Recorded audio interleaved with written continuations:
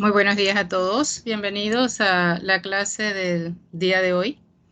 Estamos con el grupo de transferencia de calor 141-142 de electromecánica. Quiero darles mis saludos a David Torres. Bienvenido, David. ¿Cómo estás?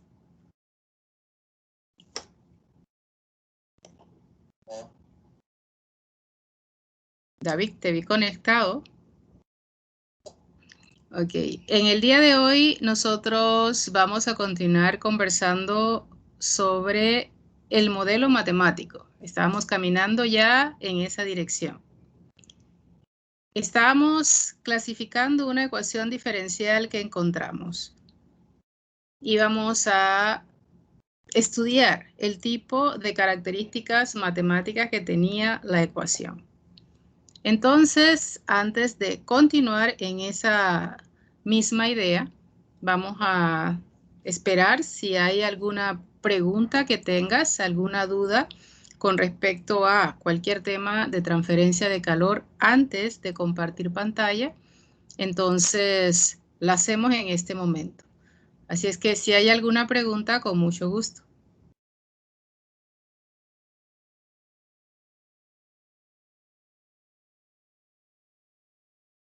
Hay un silencio, así es que asumo que no hay preguntas, entonces vamos a encontrar entonces el tema de hoy. Vamos a compartir Profe, Dígame usted.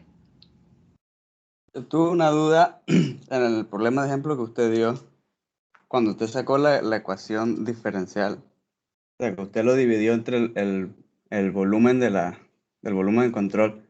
¿Eso por qué lo hizo? O sea, ¿eso siempre se hace o tiene alguna razón? Eso siempre lo hacemos para poder entonces irnos al límite de la primera derivada de la función, porque se facilita, mira, en la parte de atrás que fue cuando nosotros dividimos entre el volumen acá, ¿ok? Entonces, manejar una ecuación como esta es más fácil que manejar una ecuación como esta y lo hace independiente del volumen de control que estés analizando y solo queda en la expresión de la primera derivada la función que quieres analizar, donde esa función es k parcial de t con respecto a x. Te brinda ventajas de manipulación matemática, más que cualquier justificación física. Entonces, es mucho más fácil, por ejemplo, manejar aquí el término sin el diferencial escogido. En este caso, mira que el volumen se cancela aquí, el volumen se cancela acá, y los términos matemáticamente hablando se hacen mucho más simples. La razón más importante que la simplicidad del resto de los términos es la expresión, en este caso, de la primera derivada de la función, donde cuando lo divides entre el volumen, la función se evidencia, o sea, se ve mucho más clara que es esta la función y no KL2, L3 parcial de t con respecto a x. Así que respondiendo a la pregunta, en la manipulación matemática te conviene siempre dividirlo entre el volumen que has seleccionado. Y eso entonces te genera la ecuación simple que tú andas buscando. Es decir, te evita arrastrar términos más largos de los necesarios. No sé si responde a su pregunta. Sí, profesor, quedó claro. Ok, entonces vamos, donde estábamos, creo que estábamos aquí, ya habíamos llegado a la ecuación donde habíamos reunido términos constantes, ya los términos constantes conocidos pues simplemente se manifiestan con unas letritas, y en la clase anterior solamente pues comentamos que aquí había una variable dependiente que era la temperatura, dos variables independientes que era x y el tiempo, y que como había dos variables independientes dentro de la ecuación, entonces se convertía en una ecuación diferencial parcial. Hasta ahí llegamos. Y vamos entonces a la siguiente clasificación. ¿Cuál es la siguiente clasificación? La linealidad de la ecuación. Entonces, ahí tengo que hacer uso de lo que tú puedas recordar de tus cursos de cálculo, cuando allí te enseñaban cómo identificar si una ecuación era lineal o no lineal. ¿Alguien se acuerda? ¿Cómo sabes si esta ecuación es lineal o no? Si alguien se acuerda, que hable el micrófono.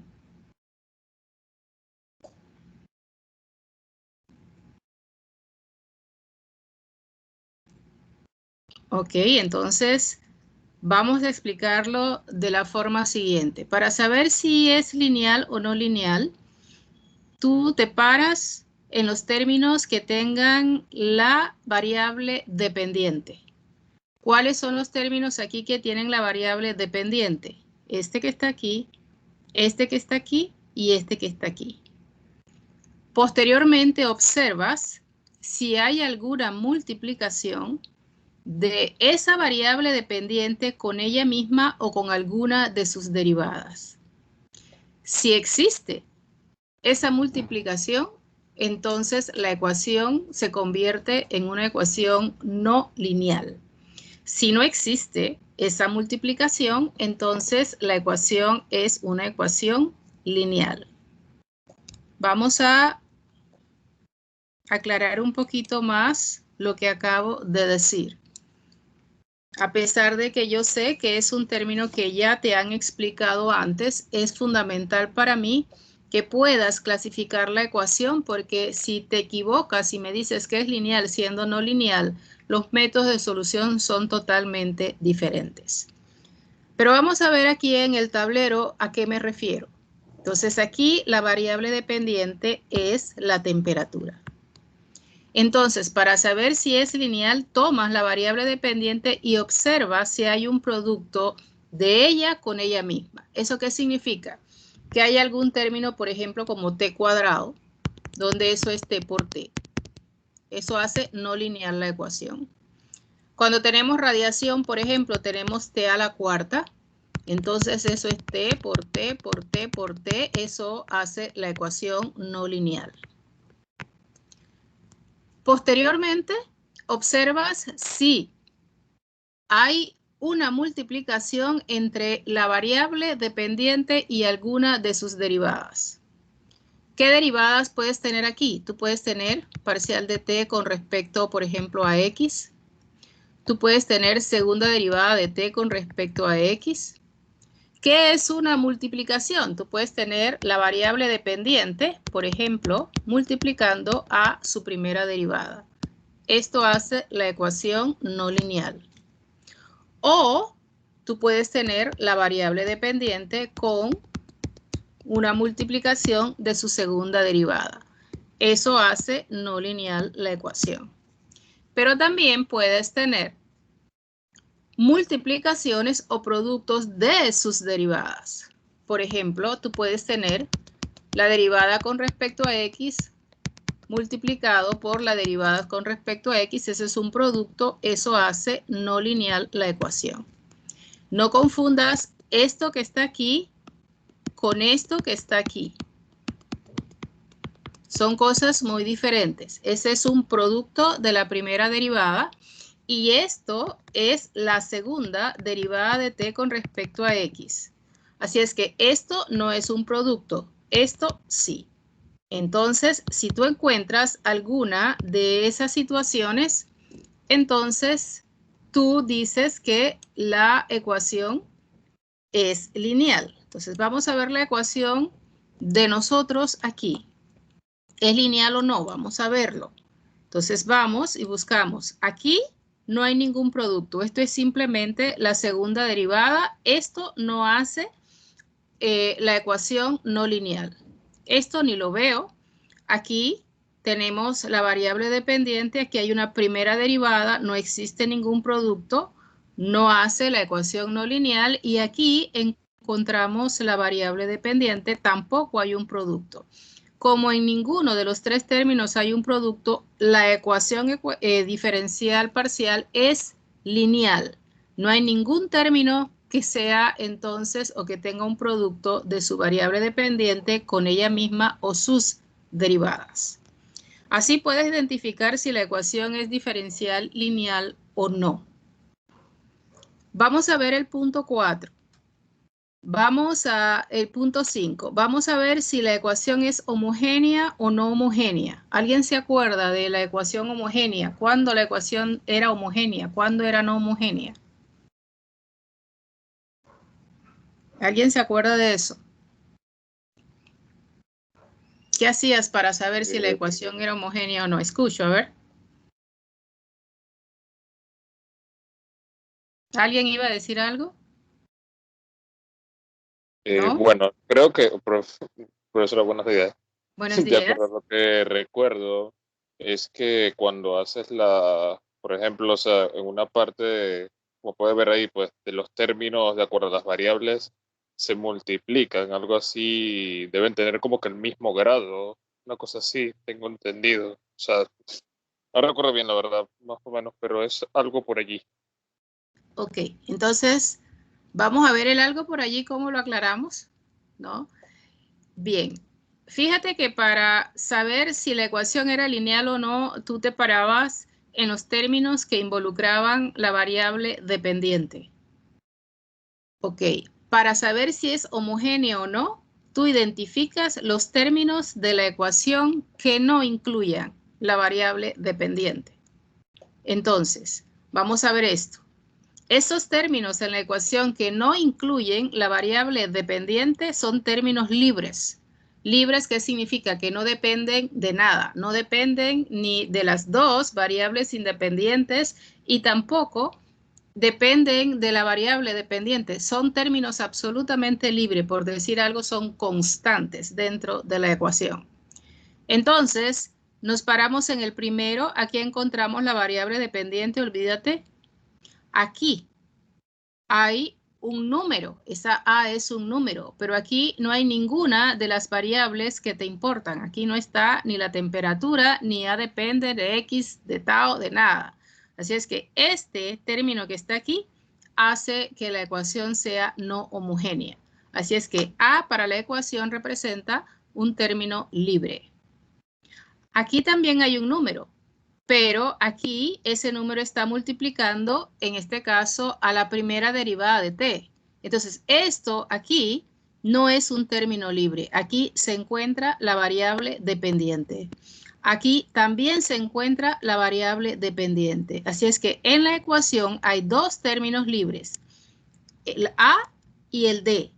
Y por estos términos libres, esta a y esta d, entonces esta ecuación es no homogénea. Si la a fuera 0 y d fuera 0, los tres términos entonces tienen involucrado la variable dependiente y fuera entonces una ecuación homogénea. Entonces, como existe la a y existe la d, la ecuación es no homogénea. Tenemos que seguir clasificando porque es importante. Tenemos que ver el orden de la ecuación diferencial que tenemos. ¿Cómo tú identificas el orden? Entonces, tú miras los términos que tengan derivadas, primeras derivadas, segundas derivadas, terceras derivadas, no importa. Y entonces el orden de la ecuación se selecciona con esa derivada más alta. Por ejemplo, aquí hay un término, entonces tiene una segunda derivada de t con respecto a x, así es que el orden de este término es de segundo orden, pero en x. Aquí no pasa nada, aquí hay una derivada, aquí entonces hay un término de primer orden, pero en tiempo. Es que el orden de la ecuación es el orden del término donde tenga el orden más alto, que es de segundo orden. Pero tenemos que estar claro si es en alguna variable o alguna coordenada espacial o es en el tiempo. ¿Por qué necesitamos el orden de la ecuación? Entonces aquí en el punto 6 dice, es de segundo orden en X y primer orden en T. Fíjate que yo lo separo, no lo dejo nada más así como segundo orden. yo identifico el orden con respecto a la variable independiente. ¿Y por qué? Porque el orden de cada uno de los términos te indica la cantidad de condiciones de frontera y o condición inicial que necesitas. Por ejemplo, en esta ecuación, este término es de segundo orden en X. Significa que necesitas dos condiciones de frontera. Cuando la derivada de la variable dependiente con respecto a cualquier coordenada cartesiana existe, tú necesitas condiciones de frontera. Pero cuando esa variable dependiente, en este caso, se deriva con respecto al tiempo, lo que necesitas entonces son condiciones iniciales. Vamos a ver si entendimos esto.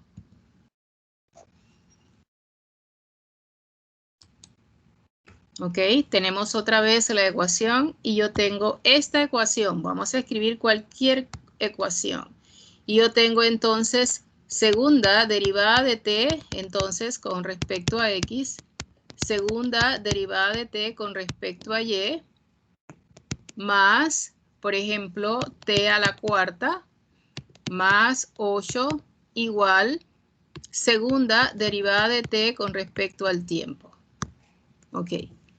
Vamos a clasificar la ecuación. Es una ecuación inventada, ¿ok? Pero nosotros podemos conseguir una ecuación como esa.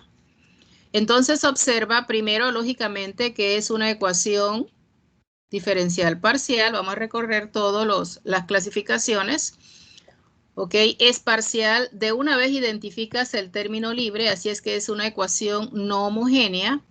Aquí hay un producto de la variable dependiente, así es que es no homogénea, pero una ecuación no lineal por este término que está aquí. Es de segundo orden en X, así es que necesito dos condiciones de frontera en X. Es de segundo orden en Y, así es que necesito dos condiciones de frontera, pero en Y. Es de segundo orden en el tiempo, así es que necesito dos condiciones iniciales, ¿no? O dos condiciones en el tiempo, para decirlo de alguna manera. Entonces, esta es la información, la linealidad o no linealidad de la ecuación. Y si es homogéneo o no, es importante para elegir posteriormente el tipo de solución que tú le das a la ecuación que encontraste. Y el orden de la ecuación te dice entonces qué es lo que necesitas para poder resolver la ecuación diferencial. Entonces, el orden de la ecuación te dice las condiciones de frontera. Entonces, creo que ya estamos claros con respecto a la clasificación de la ecuación. Si alguno tiene alguna pregunta, entonces la resolvemos antes de continuar. ¿Hay alguna pregunta? Ok, parece que no. Así es que continuamos entonces ahora. Hemos hablado de que el orden de la ecuación diferencial te dice las condiciones de frontera en cantidad y las condiciones en el tiempo, en cantidad. Pero ¿cuáles pueden ser esas condiciones de frontera? Eso es lo que vamos a estudiar ahorita. Entonces tenemos acá las condiciones de frontera. Nosotros las clasificamos en clases. La primera clase es la más simple de todas y va aumentando la complejidad a medida que va aumentando la clase. Entonces, una condición de frontera de segunda clase, matemáticamente hablando, es más complicada de resolver que una de primera clase. Una condición de frontera de tercera es más complicada que la segunda, pero es más simple que una condición de frontera de cuarta clase. En un modelo matemático, nosotros elegimos la condición de frontera correcta del problema físico, pero la más sencilla de todas. Es decir, si tienes en una misma frontera dos condiciones y las conoces ambas, entonces tú eliges de las dos la más simple. Entonces, si tienes una condición de primera clase y de segunda clase, la más simple es la de primera clase. Porque nosotros en ingeniería buscamos el modelo de transferencia de calor, pero eso no es suficiente. El modelo correcto no es suficiente. Nosotros tenemos que buscar el modelo correcto y el más simple. Y esas dos combinaciones es lo que nosotros tenemos que perseguir. Un modelo correcto complicado es muy caro. Y nosotros tenemos la forma de, si tenemos un modelo complicado y hay alguna forma de... entonces lo tenemos que simplificar. Si yo tengo un modelo correcto complicado y un modelo correcto simple, nuestra respuesta correcta o nuestra elección correcta es el correcto simple, porque eso a la larga es economía en esfuerzo y dinero. Habiendo dicho eso, vamos a caminar en las condiciones de frontera. Voy a escoger una frontera cualquiera y aquí mi variable dependiente, yo digo pues que va a depender de X y el tiempo, ya que la ecuación que encontramos anteriormente dependía de estas dos, pero puede depender de todas las coordenadas espaciales, en este caso X, Y y Z, y también puede depender del tiempo. Así es que nosotros en nuestros modelos podemos tener una variable independiente, pero podemos tener 2, 3, hasta 4 variables independientes. Entonces aquí dice, párate en X igual 0, este es X igual 0, y entonces como nos estamos moviendo solamente en una dimensión espacial que es X, entonces aquí hay dos alternativas, o esta frontera que está aquí, que yo estoy más o menos señalando, esta es la frontera de la izquierda, o esta frontera que está aquí, que es la frontera a la derecha. Como X es igual a 0, entonces dice, párate aquí y la temperatura en cualquier punto de esta frontera tiene el valor de 1000. Esta es una condición de frontera de primera clase. Esa temperatura tiene que ser conocida. Las condiciones de frontera tienen que ser conocidas. Y puede ser un valor numérico o una función, pero la función tiene que ser conocida. ¿Qué pasa cuando tenemos una condición de segunda clase? Entonces, la condición de segunda clase dice, lo que conoces es la energía en forma de calor que atraviesa la frontera. Eso matemáticamente, ¿cómo se expresa? Ok, vamos a tener tres casos aquí. El primero, cuando esa energía en forma de calor, por ejemplo, es un valor numérico como el que yo acabo de poner aquí. Entonces dice que el calor vale 300 BTU por hora, es un número inventado. Pero mi ecuación diferencial está en función de T, así es que las condiciones de frontera tienen que darle alguna forma de comportamiento de T, no de Q. Así es que esta condición Q igual a 300, a pesar de que es la situación física, no me sirve así. Entonces tengo que, si esto está entrando a mi frontera, el mecanismo es conducción y yo tengo que expresar ahora ese mecanismo de conducción para que mi condición de frontera quede expresada en función de la temperatura, que es mi variable dependiente. Por ejemplo, entonces, esta, que es la ecuación de Fourier, donde dice menos Ka parcial de T con respecto a X. Aquí falta la A, tengo que poner la A. Entonces, aquí tenemos el calor conocido, es una condición de segunda clase y si tú sabes que por ahí atraviesa 300, entonces tu condición de segunda clase es la expresada en rojo. No es la situación más común. Existe, pero no es la más común. La segunda, que es esta, se presenta aquí. Cuando ese calor es conocido, pero vale 0. O sea, tú sabes que por ahí no atraviesa energía en forma de calor.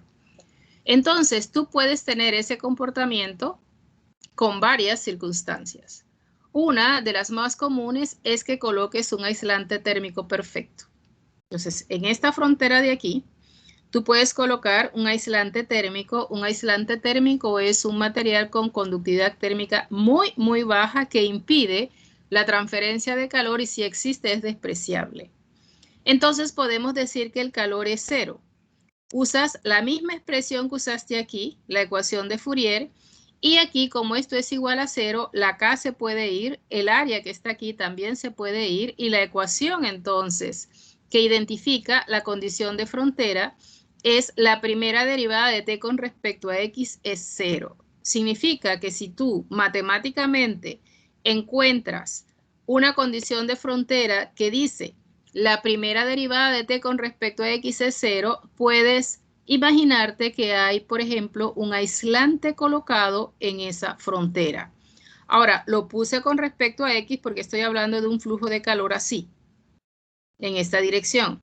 Si hubiese dicho parcial de t con respecto a y, pudiera estar entonces parada en la frontera de abajo o en la frontera de arriba, donde el flujo de calor va así. O con respecto a z, donde el flujo de calor va, en este caso, en la dirección de z. Así es que la primera derivada con respecto a cualquier coordenada espacial, la condición de frontera que realmente expresa es una condición de frontera donde hay un aislante térmico colocado.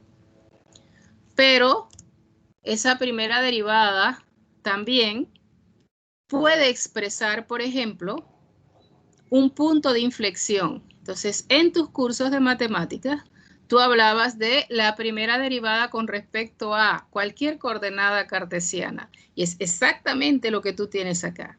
Y esa primera derivada con respecto, digamos, a x igual a 0, corresponde a ¿qué? A un máximo o un mínimo. ¿Y cuándo tú puedes tener un punto máximo o un punto mínimo en un problema de transferencia de calor? En un punto, por ejemplo, que sea un punto de simetría.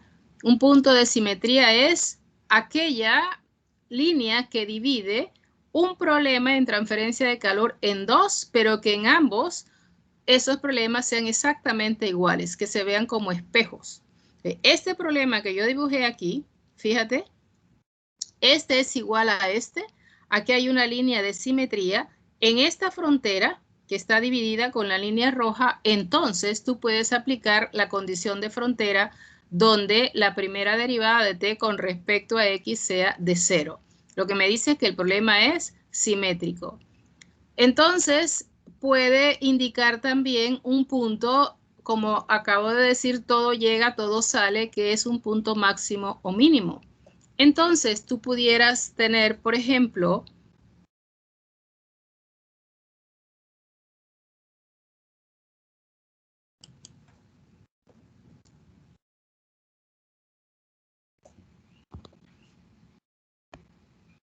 esto, donde esto, por ejemplo, puede representar un cilindro. Ahora, ya no estoy en coordenadas espaciales cartesianas, estoy en coordenadas cilíndricas. Pero, por ejemplo, aquí yo tengo un cilindro que puede ser un cilindro hueco, como una tubería. Pero yo aquí tengo un cilindro que puede ser un cilindro macizo, una barra de cobre cilíndrica, por ejemplo. Entonces, si tú te mueves, por ejemplo, en la dirección R, tú te estás moviendo así, en esta dirección R. Te estás moviendo así, en esta dirección R. Pero este punto que está aquí puede ser un punto, es un punto de simetría donde o todo llega o todo sale. Entonces es un punto de inflexión, es un punto de simetría. Y yo, por ejemplo, para un problema como el que yo acabo de presentar, yo puedo tener esta expresión. Fíjate que es la primera derivada, pero con respecto a R, y yo me paro en R igual 0.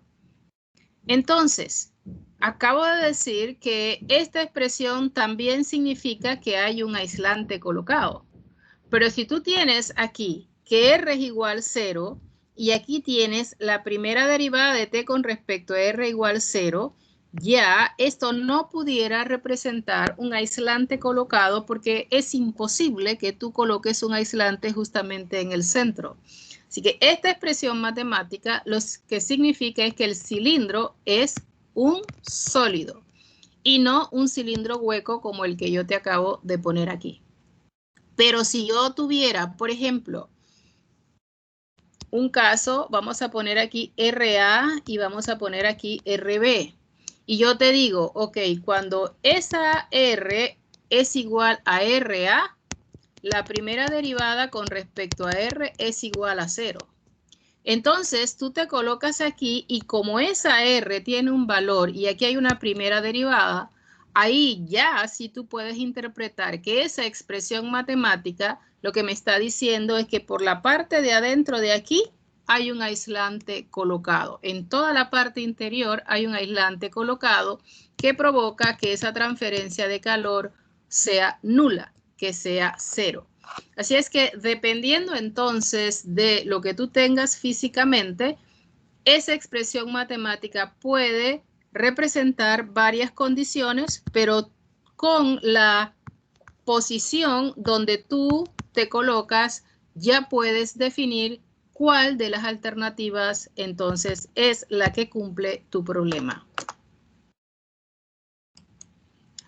Ok, seguimos acá con la condición de frontera de segunda clase. Ya tenemos esto aquí, vamos a ver la siguiente. Vamos a ver la condición de frontera de tercera clase. Entonces, la condición de frontera de tercera clase es una condición donde tú vas a encontrar un fluido en movimiento. Y ese fluido en movimiento entonces provoca que haya calor transferido por convección. Entonces decimos que hay una frontera convectiva. Y en una frontera como esta, donde hay un fluido en movimiento, estos círculos rojos es lo que representa un fluido en movimiento, aquí dice acá. Este fluido en movimiento tiene condiciones en este momento, coeficiente conocido, temperatura conocido, pero si este fluido es caliente, por ejemplo, todo lo que entra por convección, en este caso, o todo lo que llega por convección, entra por conducción. Si el fluido fuera frío, entonces todo lo que llega por conducción a esta frontera se va por convección. Matemáticamente, entonces, la condición de frontera identifica cuál es la frontera con x igual 0 aquí. Y esta es la expresión donde dice lo que llega por conducción. Ahora, como es conducción, utilizas Fourier. Y dice que es igual o se va por convección y utilizas la ecuación de enfriamiento de Newton. Aquí hay una A que debo eliminar porque esta A también debe aparecer acá y se elimina. Así es que acá yo voy a hacer la corrección antes de enviarte la presentación. Así que esta ecuación de la condición de frontera de tercera clase, lo que dice, menos, debes arrastrar el menos de la ecuación de Fourier K parcial de T con respecto a X, que es el sólido, H convectivo, y esta expresión dice, así como está, con este negativo, que el T0 es la temperatura del fluido caliente, es decir, del fluido en movimiento. Siempre la temperatura en esta expresión es la más alta de todas. Si hubiese aquí T menos T0, entonces el sólido aquí era el caliente. Para que esto sea así, entonces el negativo debe estar aquí porque es el negativo propio de la ecuación de conducción. Pero cuando nosotros tenemos un modelo matemático y encontramos ese negativo aquí, casi nunca se queda así. Nosotros lo que hacemos es cambiamos este negativo y le invertimos el orden a las temperaturas y matemáticamente eso no se afecta, pero te puede confundir. Entonces, si aquí tú tienes un positivo y aquí, por ejemplo, dice T0 menos T y aquí está positivo, aquí el T0 ya es la temperatura más baja, no es la caliente. Pero si aquí tienes el negativo y tienes T0 de primero, entonces T0 es la temperatura alta. Así que cuidado, te vas a confundir en cuál es el fluido frío o caliente que rodea tu cuerpo de análisis por el signo este que está presente, ¿no? Y la condición de frontera, vamos a decir, de cuarta clase, es cuando tú tienes más de un mecanismo presente en una frontera. Un ejemplo es esta frontera donde tú tienes la combinación, por ejemplo, de convección y radiación. Llega convección, radiación y va y entra a través de la frontera por conducción. Y puede ser al revés, llega por conducción y se va por convección y radiación. Entonces tú para eso expresas la condición de frontera usando los mecanismos de transferencia que ya conoces. Aquí está el mecanismo por convección, aquí está el mecanismo por radiación y aquí está el mecanismo por conducción. Observa ahora que esta condición de frontera es una condición no lineal con esta temperatura a la cuarta. Entonces, muchos de los problemas que vas a ver en el libro de texto y en casi todos los libros de transferencia de calor, te dicen desprecie la radiación en el problema. Y es para no arrastrar este término que lo hace complejo porque es no lineal. Nosotros vamos a hacer algo diferente. Nosotros no lo vamos a despreciar totalmente. Nosotros lo vamos a combinar. Y vamos a manipularlo matemáticamente atendiendo a una condición que es una verdad donde, por ejemplo, se cumple cuando la diferencia de temperatura entre dos cuerpos no es muy grande. ¿Qué es no es muy grande? 50, 200 grados Fahrenheit, 300 grados Fahrenheit, eso no es muy grande. Grande es, por ejemplo, 3000 grados Rankine, 2500 grados Rankine.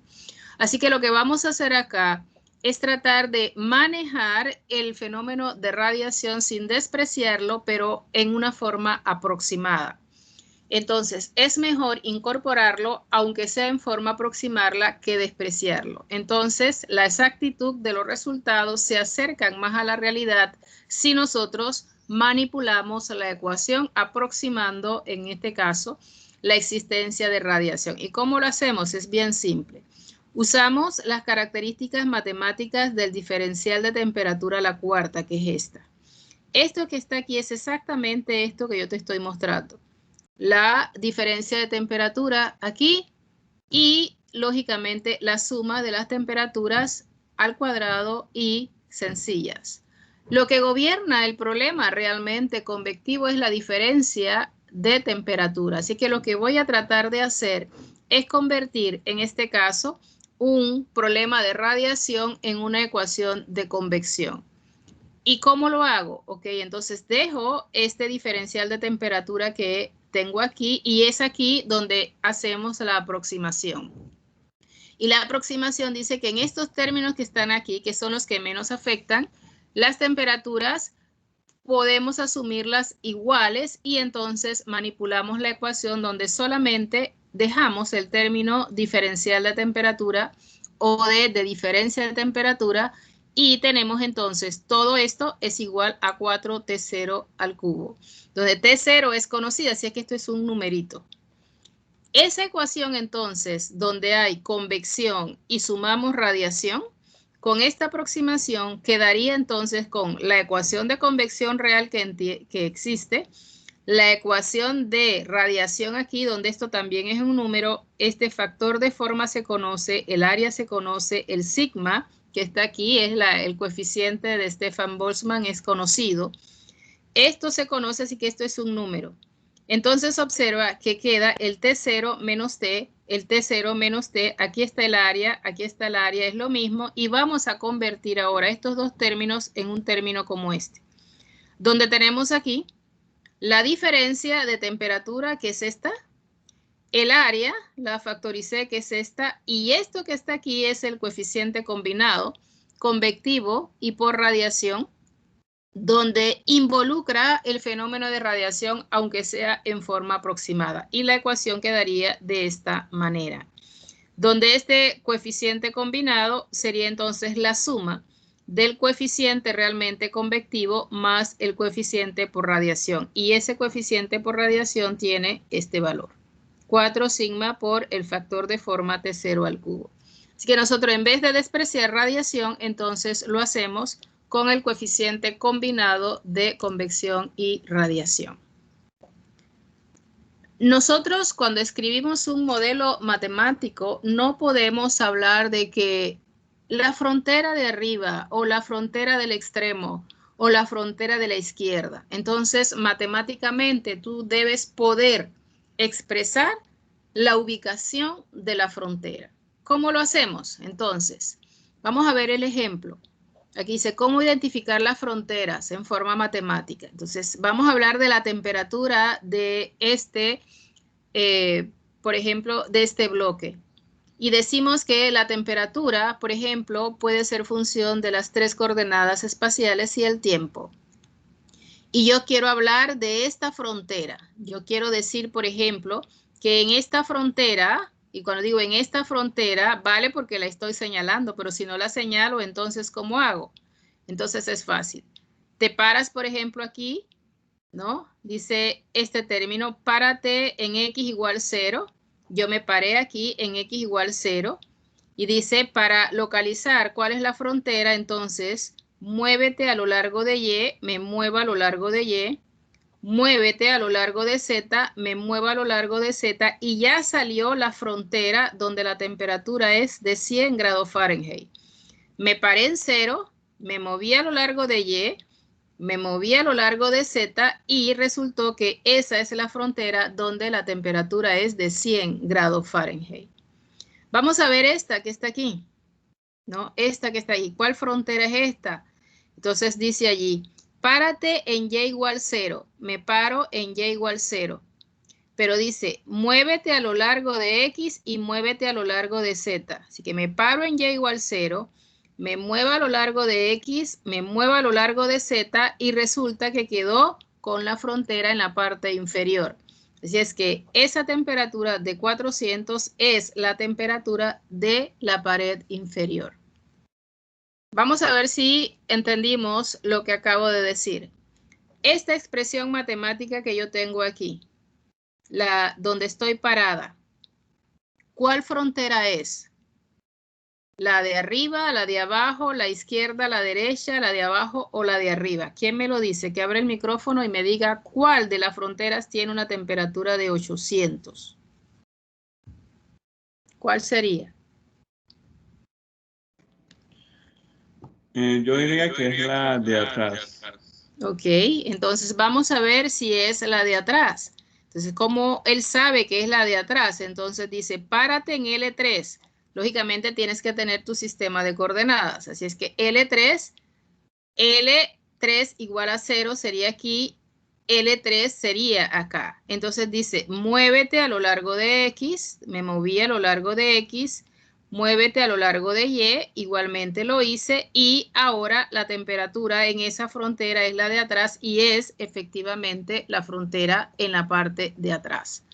Así es que esta última que dice ponte en cualquier lado, esto significa ponte en cualquier punto del bloque, pero en el tiempo inicial, porque la última variable es el tiempo, y la temperatura es de 90. Entonces dice, cuando el tiempo es 0, o sea, cuando tú inicialmente vas a analizar el bloque, en cada punto que tú te coloques, donde sea que tú te coloques, la temperatura es de 90 grados. Así es que esta es la forma de identificar, por ejemplo, las fronteras. Y se ve muy clarito cuando tú tienes un bloque.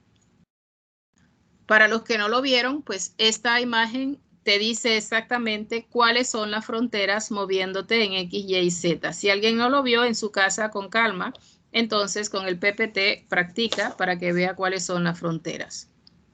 Casi todos nuestros problemas en ingeniería se dividen en dispositivos que pueden representarse en coordenadas cartesianas, ya sean barras, ya sean placas, ya sean bloques, o cilindros, ya sean sólidos, ya sean cilindros huecos. Y muy pocos en esferas. Quizás los balines de una balinera que encima son muy pequeños, pero en nuestros problemas de transferencia de calor, por ejemplo, si tú entras, digamos, a una caldera o tú entras a un intercambiador de calor, lo que vas a ver allí son placas por todas partes, tubos por todas partes, cilindros por todas partes, pero casi todo es una sumatoria de formas geométricas que pueden ser representadas en coordenadas espaciales, por ejemplo, y cartesianas o en coordenadas cilíndricas. Muy poco, quizás el 1% de los ejemplos que tú vas a encontrar lo encuentras en coordenadas esféricas. Habiendo dicho eso, entonces el énfasis del curso va a centrarse en lo que es los bloques y los cilindros más que en las esferas. Así que por eso te traigo el cilindro. En los bloques es fácil de identificar, en el cilindro también, pero es posible que de alguna manera pueda confundirte. Entonces, ¿cuáles son las 6 fronteras que forman un cilindro? Entonces vamos a poner, la primera es toda la parte superficial de afuera. Toda esta parte es una frontera. La segunda es toda la parte superficial en su interior. Todo esto hacia atrás. ¿Cuáles son las otras 2 fronteras? La parte izquierda, o sea, la tapa de acá y la tapa de acá. ¿Y cuáles son las otras 2 que hacen falta? Porque son 6 fronteras, son las fronteras en phi. Acabo de poner las fronteras en R, las fronteras en Z, ahora faltan las fronteras en phi. Entonces aquí te puse, por ejemplo, un ejemplo. Aquí, cuando phi es el ángulo, es este movimiento, ¿no? Yo doy la vuelta aquí a la circunferencia y ahí están los valores de phi. Cuando me paro aquí, phi es 0. Cuando me paro aquí, phi es 90. Cuando me paro acá, phi es 180. Pero entonces, una frontera en phi, por ejemplo, vamos a poner aquí esta frontera, dice que está a 300 grados. Pero ¿cuál es esta frontera? Entonces dice, párate en cualquier valor de R. Este es el valor de R, que está aquí. Dice, párate en cualquier valor de Z. Z es esto que está aquí, así es que yo me paro en cualquier valor de Z. Pero dice, quédate en el ángulo phi de 0. Yo me quedo en el ángulo phi de 0. Y esta área que está aquí, que yo estoy ahorita más o menos señalando, es entonces la frontera que se encuentra a la temperatura de 300. Así que yo me paro aquí, aquí, aquí, aquí, aquí, aquí, y la temperatura es de 300. Esta pudiera ser la otra frontera en phi, donde la otra frontera en phi, aquí yo describí el ángulo de 45, pero si hubiera puesto, por ejemplo, aquí 90, ya estoy parada aquí. Entonces dice cualquier R, cualquier valor de Z, y entonces la frontera sería todo esto que yo estoy recorriendo aquí, ¿no? Entonces yo puedo hablar de las condiciones de frontera en coordenadas cilíndricas o en coordenadas cartesianas sin problema. Lo importante es que identifiques cuáles son las fronteras de la geometría que tienes en un momento dado. Aquí están las fronteras cilíndricas donde te digo más o menos de qué estamos hablando. Aquí están las 2 fronteras, ¿ok? Aquí esto debe decir 90 grados o este dibujo debe estar aquí a 45, pero bueno, eso se arregla en el proceso. Aquí están entonces los 2 extremos, ¿no? Las fronteras. ¿Y para qué yo quiero eso? Ahora estamos en un punto donde ya tú tienes una idea de la información que te da la ecuación diferencial y la información que tú puedes tener con las condiciones de frontera. Así es que aquí hay un dibujo muy simple. Aquí hay un señor totalmente sumergido. Vamos a asumir que este fluido es el mismo y que está en movimiento. Vamos a pensar nada más que este señor acá, en este caso, es un cilindro sólido. Un cilindro sólido donde el movimiento en Z es este, ¿no? Así que aquí hay un cilindro sólido sumergido. Ok, entonces, pregunto nada más, este cilindro sólido tendría energía generada, siendo el cilindro sólido la persona que está sumergida. La respuesta es sí o no.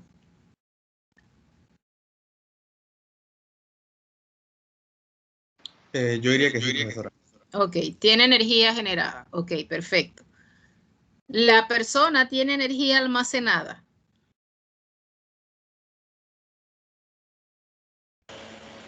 Sí, profesora.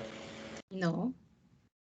La temperatura de este señor es constante, si no estaría muerto o enfermo. Así que la temperatura del ser humano es 37 y todos los mecanismos de transferencia de calor están actuando aquí para mantener la estabilidad, es decir, para mantener la temperatura del cuerpo, en este caso, en un solo valor. Si este señor se reemplaza y lo que yo introduzco aquí, por ejemplo, es un huevo caliente, ¿no? En el desayuno, entonces ese huevo caliente empieza a enfriarse, empieza a bajar su temperatura, entonces ese huevo caliente sí tendría energía almacenada. Ok, pero lo que me importa aquí es las condiciones de frontera.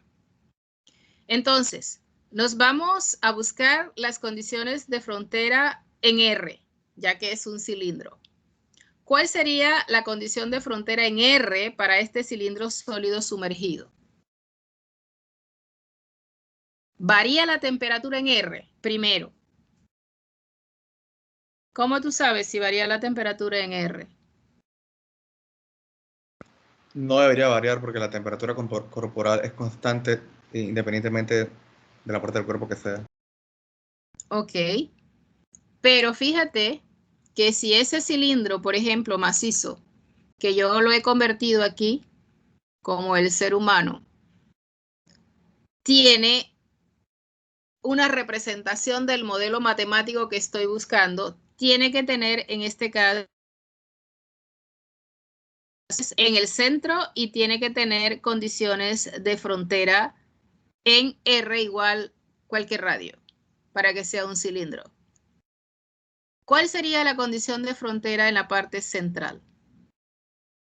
Olvídate de que el cilindro es un señor, es un cuerpo cualquiera, que es más fácil pensar de esa manera. ¿Cuál sería la condición de frontera? Ajá. La temperatura del cuerpo. Ok, pero ¿es un cilindro macizo o es un cilindro hueco?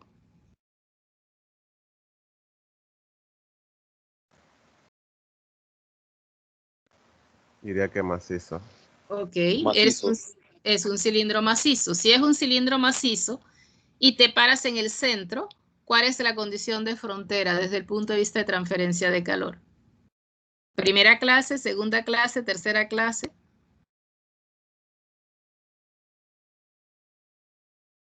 Entonces, si es un cilindro macizo, el punto del centro es un punto de simetría. Es un punto donde para decir que es macizo, la primera derivada de T con respecto a quién, con respecto al radio, es igual a 0, por ejemplo. ¿Cuál sería la condición de frontera en R igual R sub B, que es el radio exterior del cilindro que yo acabo de sumergir aquí? ¿Cuál sería esa frontera y cuál sería la condición de frontera?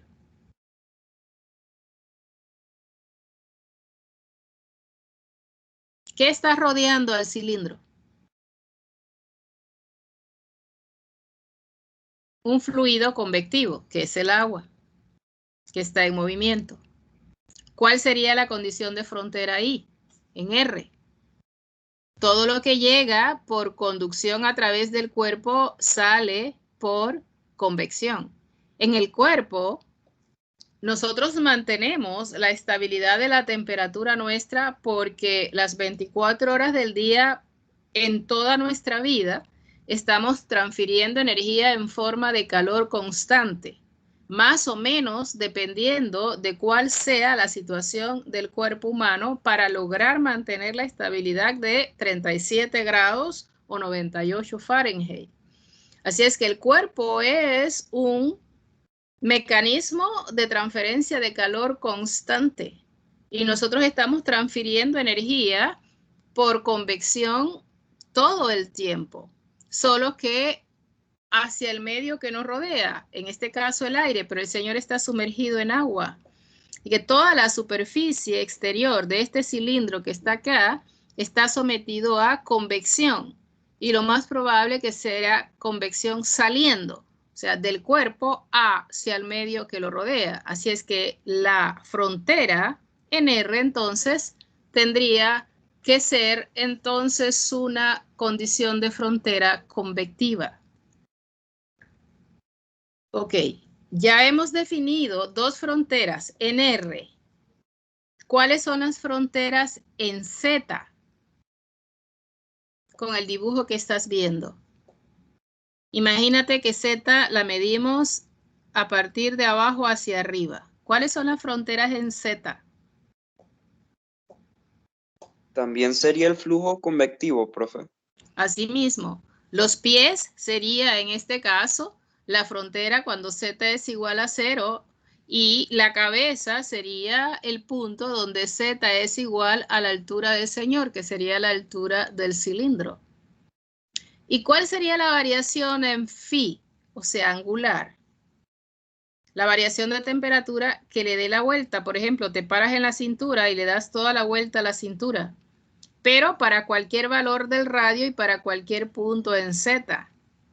¿Cómo sabes? Porque fíjate que esta proyección es para, mira la pregunta, ¿existe variación de temperatura en phi? Está hecha porque generalmente podemos determinar la variación en R y en Z, pero en phi nos cuesta un poquito. Entonces, lo primero que nos preguntamos es, ¿hay variación de temperatura en phi? Y aquí, ¿cuáles serían las condiciones de frontera del cilindro macizo? Que es lo que acabamos de decir. Pero hay variación de temperatura en phi. ¿Cómo haces? Entonces, párate en cualquier punto, en Z o en R, y dale toda la vuelta. No, si yo me paro aquí en el centro, yo le doy la vuelta a la cintura. Si yo me paro aquí en los hombros, yo le doy la vuelta a los hombros. Yo le doy la vuelta acá a las piernas. Si tú le das toda la vuelta al cilindro, por ejemplo, y cuando tú das toda la vuelta encuentras lo mismo, no tienes por qué tener variación en phi. ¿Estamos? Porque vas a encontrar el mismo medio cuando des la vuelta alrededor del cilindro. Así que es una forma muy simple de visualizar si hay variación en phi o no hay variación en phi. Mira este señor, bueno, esta joven, parece a la situación anterior, pero ahorita las condiciones de frontera han cambiado. Entonces, dice, considera a la joven también como un cilindro macizo. ¿Cuál sería en este caso la condición de frontera en R? Si ella es un cilindro macizo. No serían diferentes al señor anterior. Tú pasas una línea por todo el centro de su cuerpo hasta abajo y ahí ese es un punto simétrico, así es que es la primera de T con respecto a R es igual a 0, no hay ningún problema.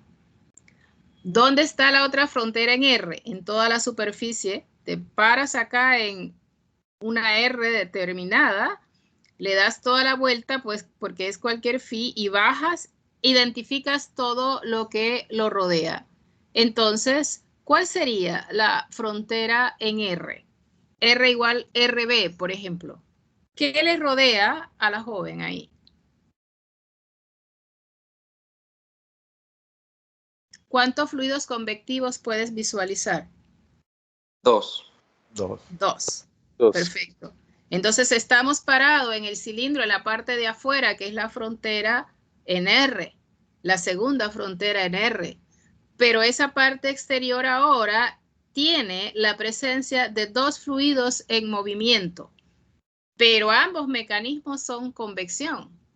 ¿Cuál sería entonces la condición de frontera? Te paras en la superficie exterior y ¿qué dices? La energía que llega allí por conducción, ¿cómo se va? Por convección, pero convección a dos medios. Así que tienes que identificar la convección hacia el agua con el área hacia el agua, o sea, el área mojada por el agua, y la convección hacia el aire, o sea, el área mojada con el aire. Así es que aquí sería Q que llega por conducción, tendría que ser igual a ¿qué? A la H del agua por la parte del cilindro mojada por el agua por la diferencia de temperatura de la T, en este caso, del cilindro menos T del agua, más. ¿Cuál es el más? Aquí hay convección.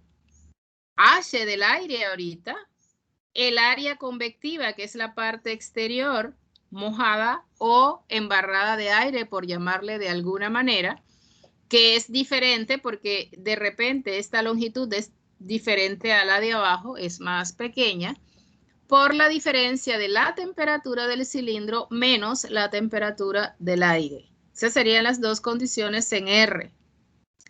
¿Cuáles serían las condiciones en Z? ¿Serían las mismas del ejemplo anterior? Las condiciones en Z, ¿cuáles serían?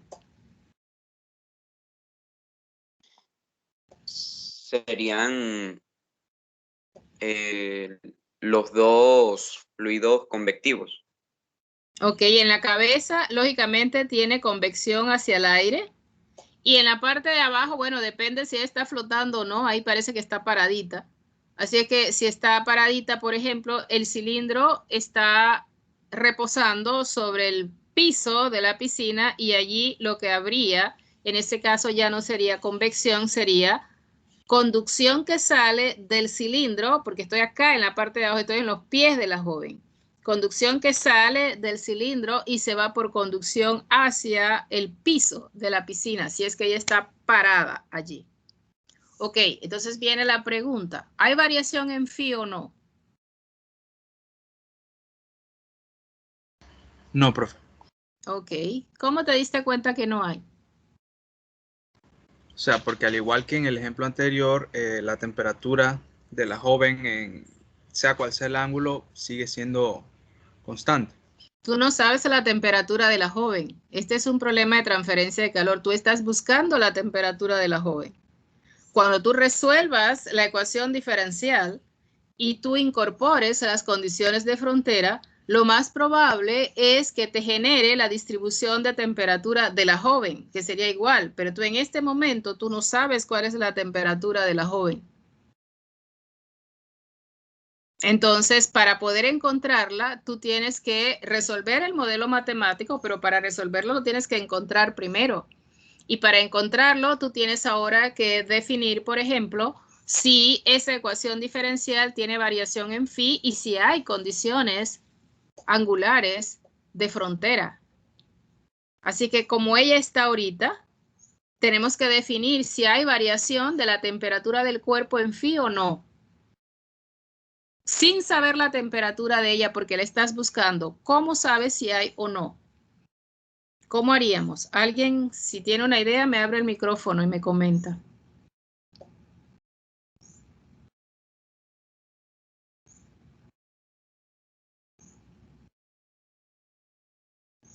Profesora, Dígame. yo pensaría que en phi la temperatura de la joven no varía, porque si, digamos que la vemos en la superficie, pues, o sea, en la superficie, asumiendo que es un cilindro macizo, en la superficie, que es donde está en contacto con ambos fluidos, pero digamos que en este caso es el agua, pues en la parte de abajo, la temperatura y la velocidad del agua no varían en ninguna parte del flujo, pues entonces, como todo el cuerpo está en contacto con el mismo flujo, todo phi debería ser igual, pues. Y lo mismo para el aire, como el aire está a la misma velocidad, a la misma temperatura, toda la parte arriba, o sea, toda la parte en contacto con el aire de la chica tiene que ser igual. Ok, entonces no hay variación en phi. Vamos a darle la vuelta al cilindro. En la parte de los pies le damos la vuelta y en los 360 grados de la vuelta encontraste agua en movimiento. No hay variación en phi ahí. Vamos en el medio, le damos la vuelta por la cintura a la joven y en los 360 no encontraste un fluido diferente, encontraste el mismo, que es el agua. No hay variación en phi.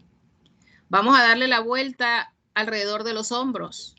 Y le di la vuelta a los 360 y encontré ¿qué? Encontré el mismo fluido, que es aire, diferente al de abajo, pero es el mismo fluido. No hay variación en phi. Así que en este problema no hay variación en phi. Y no conozco la temperatura de la joven. No conozco porque este es mi problema de transferencia de calor. Pero le di la vuelta, en este caso, alrededor del cilindro y cada vez que le di la vuelta encontré lo mismo. Mira la hora. fíjate que ahora ella ha tenido una posición diferente, ¿no? Ella está flotando. Ahora, lo que me interesa saber es si hay, en este caso, variación en phi o no. ¿Cuál sería la respuesta? Sí, habríamos. Sí habría. En este caso sí. Ok, fíjate que sí hay, la respuesta que dio es correcta, porque donde sea que te pares y tú le das la vuelta aquí, por un lado encuentras agua, pero por el otro lado encuentras aire. Así es que en esa trayectoria de 360 alrededor del cilindro hay dos fluidos diferentes, debe haber a condiciones diferentes variaciones en phi. ¿Cuáles serían las condiciones radiales? ¿Cuáles serían las dos condiciones radiales? La del centro ya la sabes, que es un punto de simetría. Parcial de t con respecto a r es igual 0. Pero ¿cuál sería la otra frontera? La otra frontera radial es parándote, este es el cilindro está acostado ahora. Tienes que ver qué pasa en la frontera, en este caso, del cilindro exterior. ¿Qué pasa en esa frontera exterior? ¿Cuál sería la condición de frontera en R igual B, por ejemplo? ¿Quién la visualiza? ¿Cómo la expresas? Es la combinada. Una combinada, pero sería entonces convección. O sea, lo que llega a la superficie por conducción del cuerpo de mi cilindro acostado se va por convección. ¿Cuál sería ahora el área convectiva de ese cilindro en contacto con el agua? ¿Sería la misma que este? ¿O sería diferente? ¿Cuál sería el área convectiva aquí ahora? Porque H del agua queda, la diferencia de temperatura de T menos T del agua queda, pero ahorita acá, por ejemplo, la parte de ese cilindro en contacto con el agua es diferente. ¿Cuál sería el área convectiva ahí? ¿Cómo lo Sería defines? la mitad. Profe, Sería la parte superficial de ese cilindro partido por la mitad, la que está en la parte de abajo. Así mismo es. Y la otra mitad en contacto con el aire sería entonces el área mojada con el aire, que sería el área en la ecuación de convección. ¿Alguien iba a decir algo? ¿No? Mira esa. Ahora vamos a considerar la lata aquí como un cilindro macizo también, ¿no? Un cilindro macizo también. Hay variación en R. ¿Cuáles son las condiciones en R? Ahí es diferente. ¿Cómo te das cuenta si hay variación en R? Te paras en el centro y mira si en el centro, en este caso, hay lo mismo que si te paras en la parte de afuera y ves que no. Entonces, en el centro de repente no hay nada. Esto pudiera ser un cilindro ya no macizo, pero pudiera ser un cilindro hueco, por ejemplo. Entonces, tienes la condición en la parte interior, quizás lo que hay es aire emposado en la parte interior de la lata, ¿no? Y en la parte exterior, entonces, tiene unas condiciones diferentes. Entonces, la condición de frontera en R igual RB, ¿cuáles serían? Pregunto.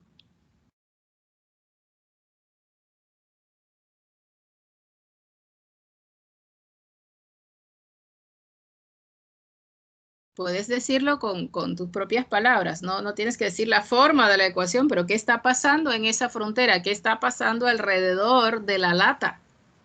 Ahí tendría que haber de conducción y convección.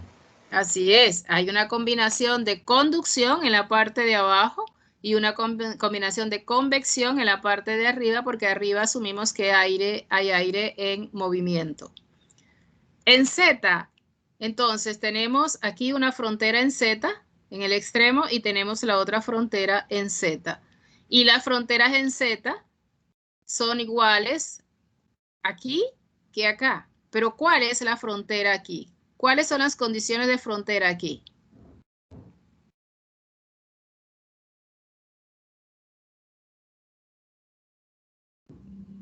En Z igual 0. Ajá, escucho. Ahí tendría que haber lo mismo de conducción y convección. Ok, hay conducción en convección. Hay una mezcla de las dos. Pero ¿cuál sería la diferencia? Porque pareciera que las condiciones son iguales, pero la diferencia radica en ¿qué? En las áreas convectivas. Acá las áreas convectivas son totalmente diferentes y aquí las áreas convectivas son también diferentes. ¿Hay variación en phi? Pregunto. Sí, profe. Ok, sí hay variación en phi. Aquí hay una lata, una botella enterrada. Ok, entonces vamos a ver aquí. ¿Hay variación en Z? Pregunto. Sí, profe. Ok, ¿hay variación radial? Pregunto.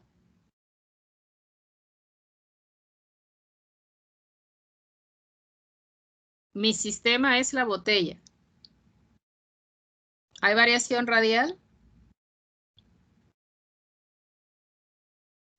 Me parece que sí, profesora. Sí, se puede, sí, la parte, pasa una línea por el centro de la botella, esto pareciera, o lo podemos representar como un cilindro hueco también, entonces la parte de adentro tiene una condición diferente a la parte de afuera, ¿no? Entonces fíjate los extremos en Z, aquí el extremo en Z está en unas condiciones diferentes que, digamos, el fondo de la botella, y aquí sí hay variación en phi, pero ¿qué es lo que presenta aquí la variación en phi? ¿En toda la botella hay Conducción. variación en phi? Pregunto. ¿En toda la botella hay variación en phi? No, profe. ¿Dónde está la variación en phi a su criterio? Creo que está en la parte donde está inclinada, donde toca del lado izquierdo Es la arena y del otro el fluido en movimiento que es el aire. claro. Esta parte de aquí para arriba no tiene, ¿ok? Le das la vuelta y tiene aire que lo circula. Esta parte que entierra la botella de aquí para abajo, tú le das la vuelta y tiene arena. Entonces, la variación en phi importante está en esta área de aquí, porque aquí tú das la vuelta y aquí tú tienes aire por un lado y aquí tienes arena por el otro. La variación en phi más o menos está en este sector acá. Entonces, si hay variación en phi, sí hay. Pero si tú coges esta botella y ahora la pones totalmente en vertical, por ejemplo, la variación en phi no existe. Ok, aquí tenemos más o menos otro caso. Entonces, nosotros hacemos la misma consideración. Esta es la misma botella puesta en forma diferente, más bien acostada, pero ya tú puedes imaginarte qué es lo que está pasando ahí en un problema de transferencia de calor. ¿Tienes alguna pregunta con respecto a las condiciones de frontera? Porque vamos a avanzar ahorita, pero en la ecuación diferencial, y el ejemplo 2 va encaminado hacia la ecuación diferencial. Ok. ¿Qué dice el ejemplo 2? Es parecido al ejemplo 1, pero esta barra está también empotrada en sus dos extremos, es la misma barra, solo que ahora la barra tiene dimensiones diferentes. La barra tiene una longitud 1 de 20 pies y la longitud 2 es de 12 pies, ya no es pequeñita. Y la L3 sigue siendo pequeña. La única variación que yo hice aquí fue la longitud 2 de la barra. Entonces, esa es la altura de la barra. Entonces, mira lo que yo quiero conocer aquí. Yo quiero conocer la distribución de temperatura de la barra, pero en cualquier punto a lo largo de X y en cualquier punto a lo largo de Y, porque para 12 pies, lógicamente, hay una variación de temperatura. Sin embargo, yo no deseo conocer la distribución en L3. ¿Eso qué significa? Que si yo voy y L3 es hacia atrás, la ecuación diferencial que me dé una temperatura promedio, yo estoy contenta. No es que no haya transferencia de calor por allí, no es que no haya variación, es que la variación no me interesa y necesito realmente o quiero conocer la temperatura en esa dirección Z como promedio. Como eso es lo que el modelo quiere, como eso es lo que quiere el ingeniero y el cliente que tiene el problema, entonces tú tienes que escoger tu sistema para satisfacer a el cliente y eres el ingeniero. Entonces, esta es la barra. ¿Y qué quiere conocer entonces la persona? Quiere saber la temperatura en cada uno de los puntos aquí, a lo largo de X. Pero ahora, como esta altura ha cambiado de pulgadas a 12 pies, también quiere conocer la temperatura en cada uno de estos puntos. Pero como hacia atrás son pulgadas, dice, bueno, no importa hacia atrás, yo me conformo con la temperatura promedio de aquí. Como la distribución se quiere a lo largo de X y a lo largo de Y, entonces tu corte matemático tiene que ser a lo largo de X y a lo largo de Y solamente. No tienes por qué cortar en Z, porque cuando tú cortas en Z, entonces te va a dar la variación puntual en Z, que no te interesa. A ti te interesa la variación promedio. Así es que tú cortas en X, cortas en Y, sin embargo, no cortas en Z. Y te queda algo parecido a lo que nosotros presentamos aquí. Corté en X la barra, corté en Y la barra, pero yo no corté en Z.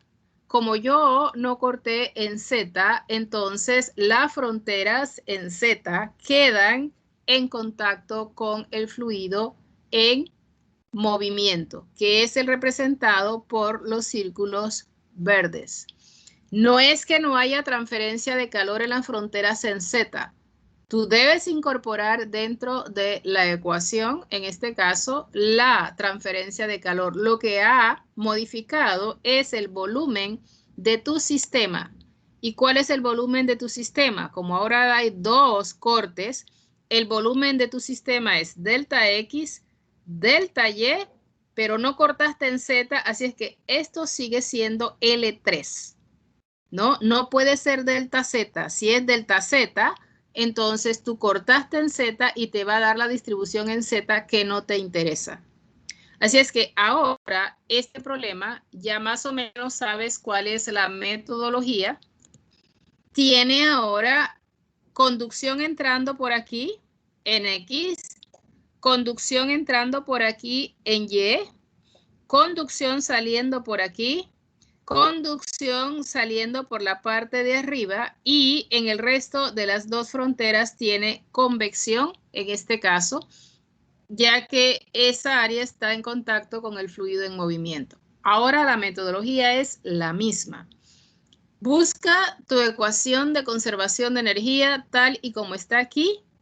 Buscas los términos que están entrando, si hay energía generada, si está saliendo y si está almacenada. Para este ejemplo, para hacerlo completo, entonces nosotros decimos que hay energía generada y almacenada, solo para que veas la metodología.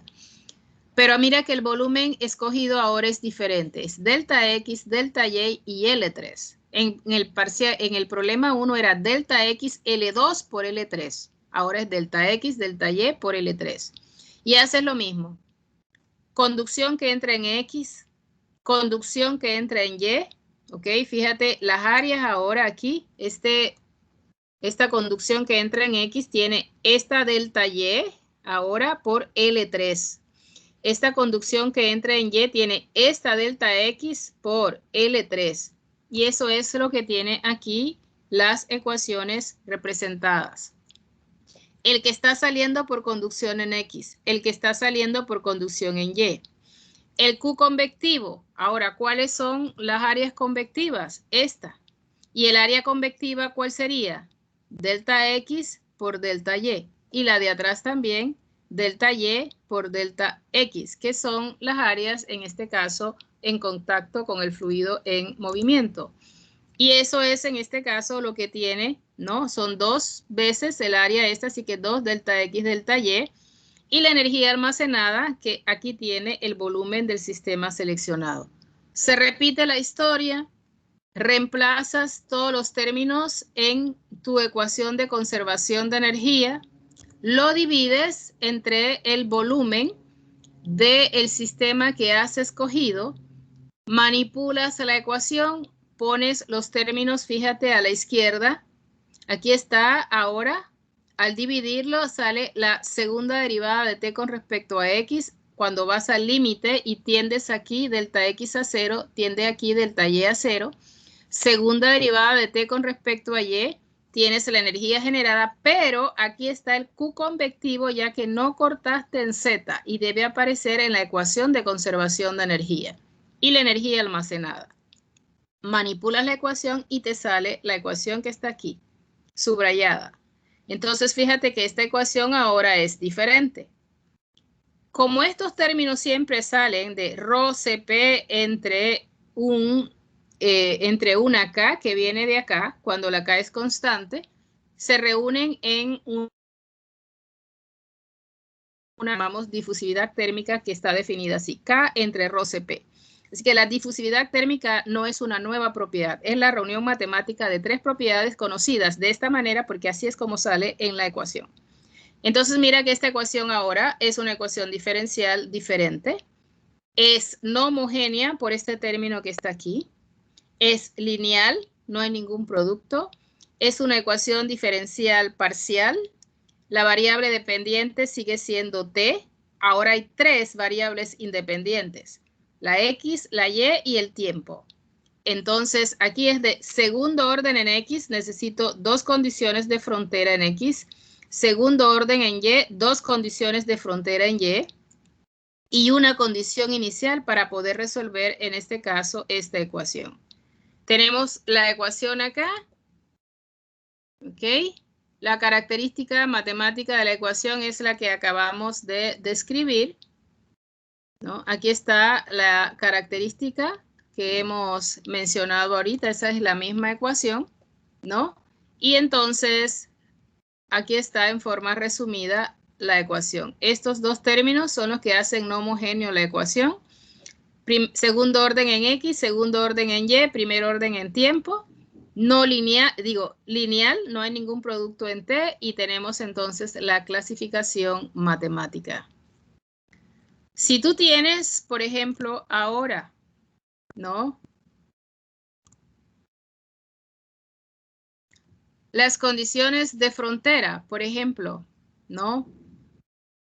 En el ejemplo decía, como necesitamos dos condiciones de frontera en X, tú partiste, ahora tú cortaste tu problema, entonces tienes que volver a reunir los cortes de la barra. Eso es en este caso, si tú cortaste aquí y aquí en X, lo que necesitas para resolver todo el problema es volver a añadir las fronteras que cortaste. Por eso necesitas 2 en X.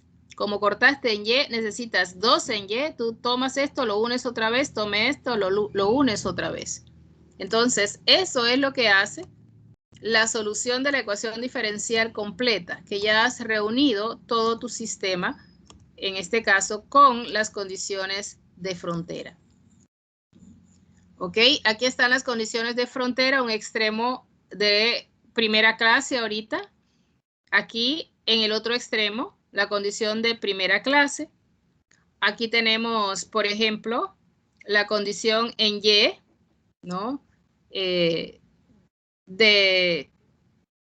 A ver, aquí X, Y, ¿ok? En Y.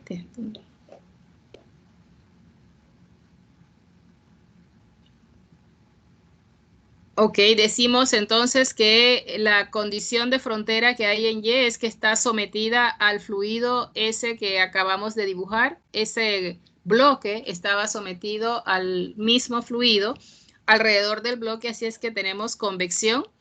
Q por conducción llega por Q que llega por conducción se va por convección y así sucesivamente, que es esta condición acá. La otra condición de frontera es la misma y la condición inicial que dice acá, que es en este caso de primera clase. Ok, tenemos la ecuación diferencial en forma resumida Y vamos entonces a terminar con la idea, con el ejemplo 3, que es exactamente el mismo de 1 y 2, pero ahora la barra ya no es una barra, la barra es tampoco es una placa, es un bloque, donde tiene L1, L2 y L3 con longitudes finitas, y la persona lo que quiere ahora es conocer, por ejemplo, la temperatura a lo largo de X en cada punto, a lo largo de Y en cada punto y a lo largo de Z en cada punto. Como necesito la distribución en las 3 coordenadas, tengo que cortar, en este caso, en las 3 coordenadas. Tengo que cortar en X, tengo que cortar en Y y tengo que cortar en Z.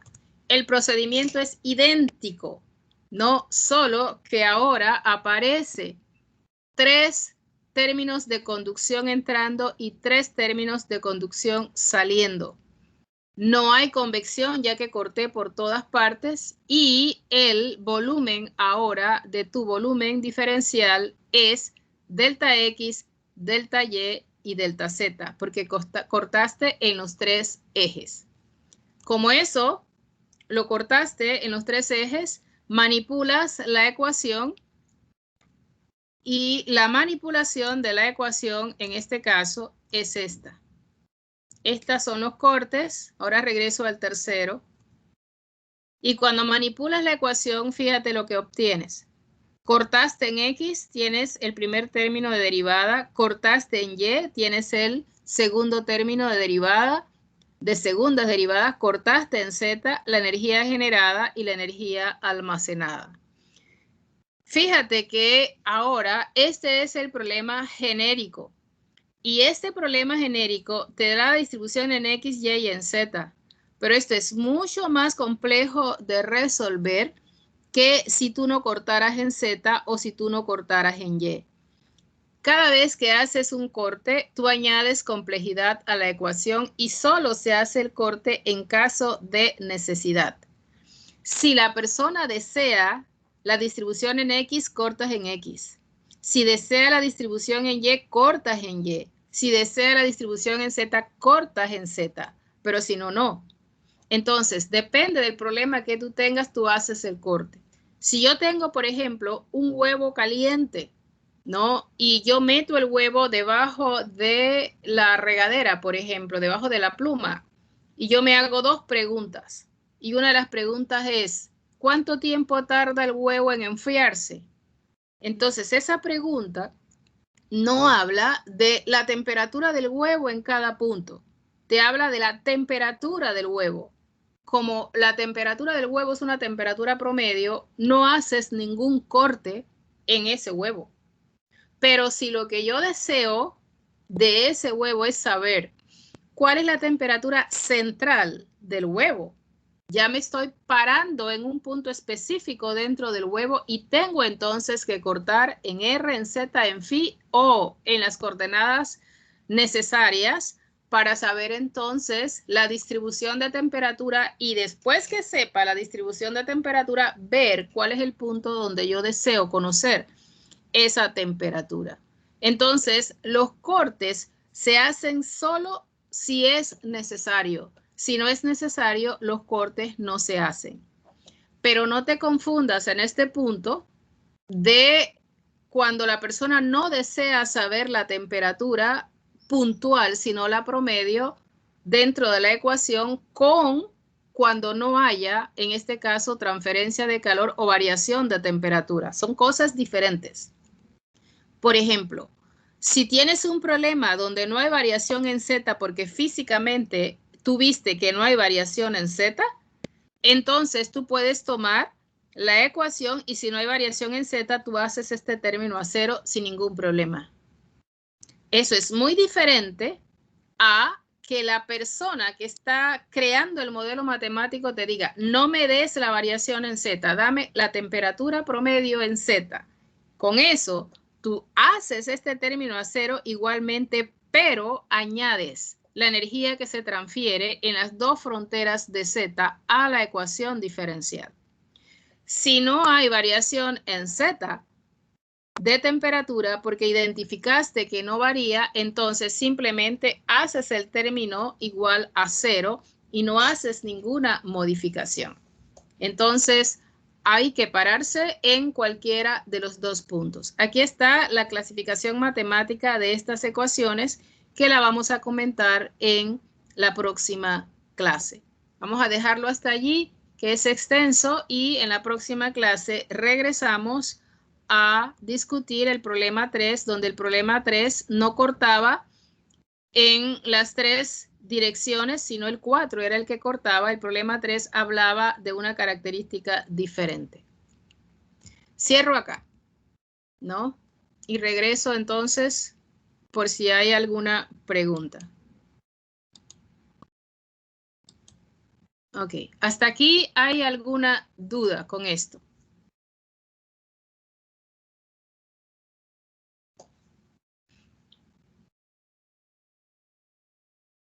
Ninguna. Ok, entonces, al final de la clase, lo importante, yo creo que del periodo de clase, lo más importante es que hayas podido identificar los tipos, las condiciones de frontera, porque si notas, lo que nosotros estamos tratando de hacer es de un problema físico convertirlo en un problema matemático, pero de un problema matemático describirlo y dibujar o tener la descripción completa del problema físico. Es un puente que vamos de un lado al otro. Así es que si no hay preguntas, entonces Dios primero, creo que con ustedes me vuelvo a ver el viernes y lo más probable es que el viernes ya podamos concluir lo que es la formulación matemática de un problema físico de transferencia de calor, si no hay más preguntas. Con esto entonces, pues nos despedimos, Dios primero, que tengas un excelente día y si nos lo permite, entonces nos vemos el viernes a la hora de clase. Con esto nos despedimos.